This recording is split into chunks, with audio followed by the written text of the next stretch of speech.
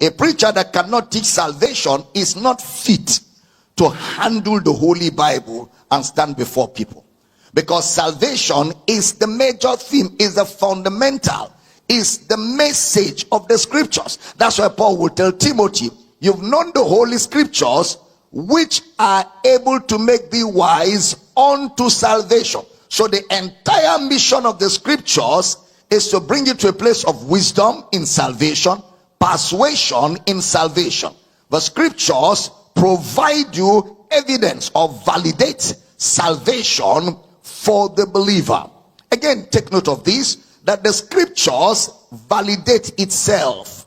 The scriptures validate itself. It does not depend on anybody's story or experience. The scriptures are self-validated. That's why we always say that the Bible interprets itself. The scriptures is not newspaper where different people bring different things in different columns or write different things in different columns of the newspaper. The scripture is one message about one character. One message about one character, Jesus. So no contradictions in scripture. And if you find any contradiction, it only exists within your mind. Many times what you call contradiction is simply the language or the grammar or the worldview that is not your worldview, or the culture that is not your culture, or their mode of communication that's not familiar in your own world.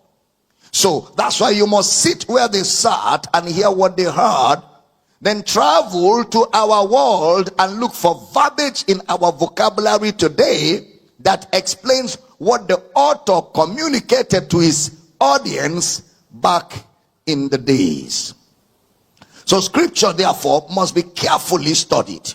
You must study its context, you must study its language, you must study its vocabulary, and sometimes you must be able to factor out where there are figures of speech.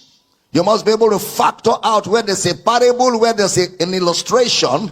You must be able to factor out where there's an oxymoron. You must be able to factor out all of that. Otherwise, you will not be able to arrive at the destination of the author.